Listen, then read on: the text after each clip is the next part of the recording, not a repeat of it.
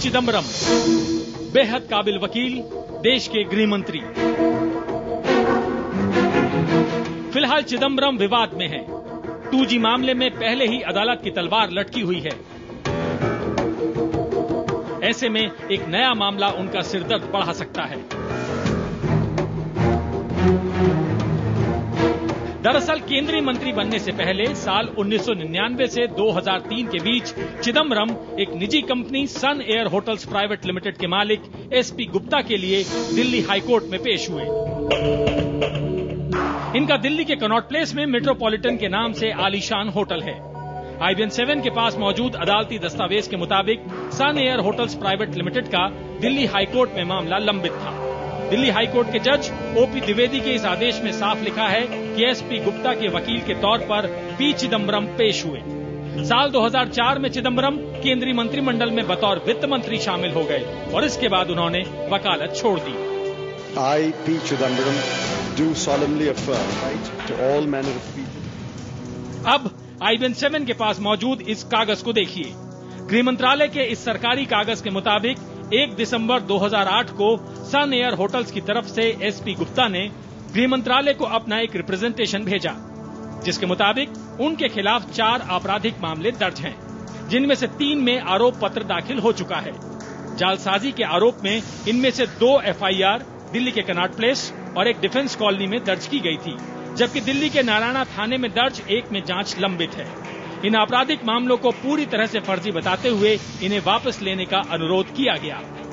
वैसे इस तरह के रिप्रेजेंटेशन वो पहले भी गृह मंत्रालय को भेज चुके थे, लेकिन उन पर कोई कार्रवाई नहीं हुई। गुप्ता के नए रिप्रेजेंटेशन की तारीख इसलिए भी महत्वपूर्ण हो जाती है क्योंकि इससे ठीक एक दिन पहले यानी 30 नवंबर 2008 को P चिदम्बरम ने देश के गृह मंत्री की गद्दी संभाली थी। सन एयर होटल्स प्राइवेट लिमिटेड के इस रिप्रेजेंटेशन पर गृह मंत्रालय ने 25 फरवरी 2011 को कानून मंत्रालय से सलाह लेने का फैसला किया।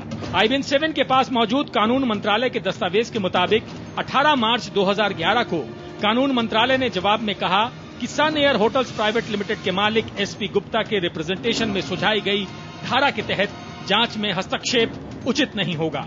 लेकिन साथ ही कानून मंत्रालय ने ये भी जोड़ दिया कि अगर ये मामला CRPC की धारा 321 के तहत आता हो तो गृह मंत्रालय उचित फैसला ले। CRPC की इस धारा के मुताबिक सरकार किसी भी मामले में अदालत का फैसला आने से पहले उसे वापस ले सकती है, लेकिन इस बात का कानून में कोई प्रावधान नहीं है कि धारा 321 के तहत कौन से मामले आते हैं, यानी अंतिम फैसला सरकार का ही होता है। IBN 7 के पास मौजूद दस्तावेज के मुताबिक गृह मंत्रालय ने दिल्ली सरकार को कहा कि सन एयर होटल्स प्राइवेट लिमिटेड के मालिक SP गुप्ता के खिलाफ अदालत में चल रहे तीनों मामलों का CRPC की धारा 321 के तहत प्रोसिक्यूशन वापस लेने के लिए तुरंत स्क्रूटनाइज किया जाए। दलील दी गई कि गृह मंत्रालय ने इस मामले पर विस्तार से चर्चा की है और कानून मंत्रालय के मुताबिक ये फैसला किया गया है। साथ ही दिल्ली पुलिस कमिश्नर को भी एक पत्र लिखा, जिसमें कहा कि इस कंपनी के खिलाफ दर्ज चौथे मामले की जांच के बारे में गृह मंत्रालय को जानकारी दे ताकि अंतिम फैसला लिया जा सके। इस केस में दिल्ली पुलिस की जांच लंबित थी। IBN 7 के पास मौजूद दस्तावेज के मुताबिक दिल्ली सरकार ने भी अपने प्रोसिक्यूशन डिपार्टमेंट को 23 नवंबर 2011 को पत्र लिख दिया। कहा गया कि संबंधित सरकारी वकील इन 3 केसों को वापस लेने के लिए अदालत में अर्जी दाखिल कर और उसके बाद सरकार को जानकारी दें। IBN 7 के पास मौजूद अदालत में दाखिल 3 अर्जियों के मुताबिक अगले ही दिन 24 नवंबर 2011 को संबंधित सरकारी वकील ने भी अनुरोध किया कि ये तीनों केस वापस ले लिए जाएं। गौर करने वाली बात यह है कि गृह मंत्रालय के पास ये अर्जी किसी दूसरे मंत्रालय या सांसद की मार्फत नहीं आई थी, बल्कि यह अदालत में विचाराधीन एक व्यक्तिगत मामला था। ऐसे में सवाल उठना लाजमी है कि आमतौर पर भी गृह मंत्रालय और दिल्ली सरकार इस तरह की अर्जियों पर इस तरह की सक्रियता दिखाता है। सरकारी वकील ने अपनी अर्जी में कहा कि उन्होंने इन तीनों मामलों में हुई जांच और आरोप पत्र में लगाए गए आरोपों की जांच की है। मामले के तथ्यों से साफ लगता है कि शिकायतकर्ता और आरोपी के बीच व्यावसायिक लेन देन यानी सिविल मामला था, जिसे आपराधिक मामले में तब्दील कर दिया गया। सरकारी वकील ने यह भी दलील दी कि आरोपों और सबूतों को भी देखें तो इस मामले में आरोपी को दोषी साबित करना संभव नहीं है। अब इस अर्जी पर 17 दिसंबर को दिल्ली की निचली अदालत में फैसला होना है, लेकिन यहाँ इस बात पर भी गौर करना जरूरी है कि SP गुप्ता ने तीनों ही मामलों में अपने खिलाफ चल रहे मुकदमों को खारिज करवाने के लिए दिल्ली हाई कोर्ट का दरवाजा खटखटाया था, लेकिन हाई कोर्ट ने राहत नहीं दी। इनमें से एक मामले में तो सुप्रीम कोर्ट में भी अपील की गई, लेकिन सुप्रीम कोर्ट ने भी राहत देने से इनकार कर दिया था।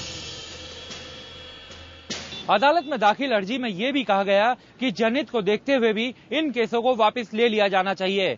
ऐसे में सवाल उठता है कि आखिर एक व्यक्ति विशेष के खिलाफ दर्ज आपराधिक मामला कैसे जनहित के दायरे में आता है। बड़ा सवाल ये भी उठता है, क्या ये सीधा सीधा कॉन्फ्लिक्ट ऑफ इंटरेस्ट का मामला नहीं बनता।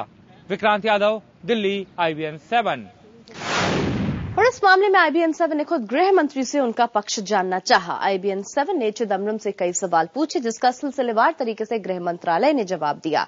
गृह मंत्रालय के मुताबिक चिदम्बरम को ये याद नहीं कि वो कभी भी वो इस कंपनी के वकील रहे हैं। सुनिए गृह मंत्रालय की ये सिलसिलेवार सफाई।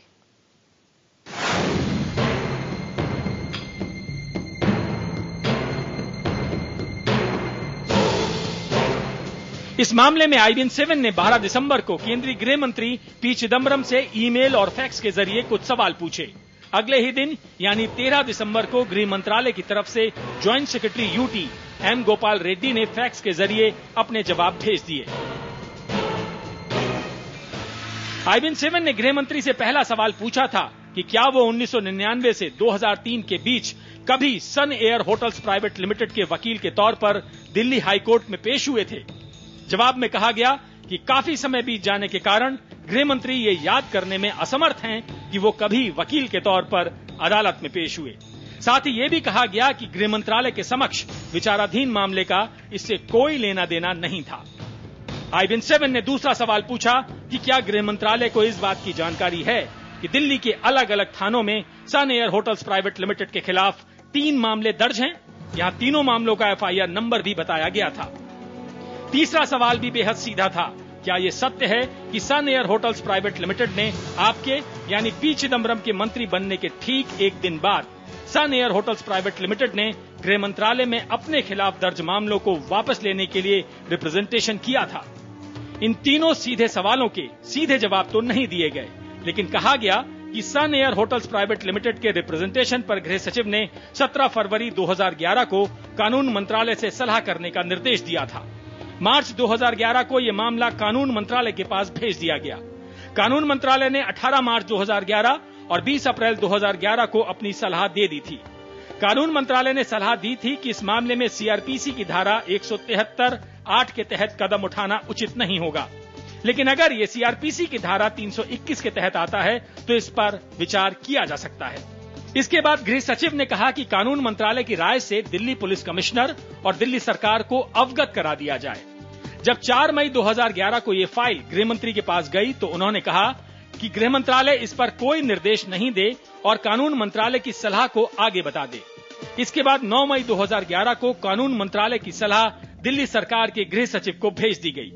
साथ ही सुझाव दिया गया कि इस मामले में दर्ज FIR को CRPC की धारा 321 के तहत स्क्रूटिनाइज किया जाए। ये भी सफाई दी गई कि यह पत्र निदेशक ने तैयार किया था, उन्हीं के हस्ताक्षर थे और उन्हीं ने भेजा था। इस पत्र का ड्राफ्ट ज्वाइंट सेक्रेटरी या फिर गृह सचिव या फिर गृह मंत्री के समक्ष नहीं रखा गया था। गृह मंत्रालय के जवाब के मुताबिक केंद्रीय गृह मंत्री ने इस फाइल को सिर्फ एक बार 4 मई 2011 को देखा था। उससे पहले या बाद में कभी भी ये फाइल किसी आदेश के लिए उनके पास नहीं गई। कहा गया कि दिल्ली सरकार को प्रोसिक्यूशन वापस लेने की सलाह नहीं दी गई, सिर्फ कानून मंत्रालय की सलाह ही बताई गई। गृह मंत्रालय के मुताबिक उन्हें समझ में आता है कि दिल्ली सरकार के गृह मंत्रालय ने इस मामले को स्क्रीनिंग कमेटी के पास रेफर किया था। खबर है कि स्क्रीनिंग कमेटी ने इन केसों को वापस लेने की सिफारिश की है और ऐसा कॉम्पिटेंट अथॉरिटी यानी दिल्ली के उप राज्यपाल की मंजूरी से किया गया। उसके बाद प्रोसिक्यूशन डिपार्टमेंट के निदेशक ने अदालत में केस वापस लेने की अर्जी दाखिल की। अब इस मामले पर फैसला कोर्ट को लेना है। IBN 7 ने 5वां सवाल पूछा कि क्या यह सत्य है कि गृह मंत्रालय ने 9 मई 2011 को दिल्ली के गृह सचिव को पत्र लिखा कि इन केसों का प्रोसिक्यूशन तुरंत वापस ले लिया जाए, और क्या यह भी सत्य है कि यह पत्र आपकी मंजूरी से भेजा गया था। इसके जवाब में कहा गया है कि गृह मंत्रालय ने दिल्ली सरकार को तुरंत प्रोसिक्यूशन वापस लेने की सलाह नहीं दी। पत्र में केवल कानून मंत्रालय की सलाह बताई गई थी। फैसला दिल्ली सरकार को ही लेना था। IBN 7 ने आखिरी सवाल भी बेहद सीधा पूछा था कि रिकॉर्ड के मुताबिक दिल्ली हाई कोर्ट और सुप्रीम कोर्ट ने इन मामलों में एफआईआर और चार्जशीट दाखिल होने के बाद समन जारी करने के आदेश को खारिज करने से इनकार कर दिया था। क्या आप बताना चाहेंगे कि आखिर क्यों गृह मंत्रालय ने उसके बाद भी इन केसों को वापस लेने का फैसला किया? इसके जवाब में कहा गया कि जुलाई 2011 को प्रधानमंत्री कार्यालय ने उन्हें मिली कुछ शिकायतें गृह मंत्रालय को भेजी थी। इन शिकायतों के साथ दिल्ली हाईकोर्ट के कुछ आदेश भी संलग्न थे। दिल्ली हाईकोर्ट ने निचली अदालत और जांच एजेंसी को निर्देश दिया था कि वो केसों में जिस स्तर पर हैं उससे आगे बढ़ें। गृह मंत्रालय के रिकॉर्ड में सुप्रीम कोर्ट का कोई आदेश नहीं है। हमारा सवाल बेहद सीधा था, लेकिन जो जवाब आया वो हमें भी समझ में नहीं आया। सवाल सिर्फ इतना है कि इस मामले में बार बार संयोग होना क्या सिर्फ संयोग है? क्या पी चिदम्बरम का इस कंपनी का वकील होना सिर्फ संयोग था? क्या पी चिदम्बरम के गृह मंत्री बनते ही इस कंपनी की अर्जी पर गृह मंत्रालय का सक्रिय हो जाना भी संयोग था? और क्या गृह मंत्रालय की चिट्ठी आने के बाद दिल्ली सरकार की तत्परता भी संयोग है? ऐसे में इस पर सवाल उठना लाजमी है। विक्रांत यादव, दिल्ली, IBN 7।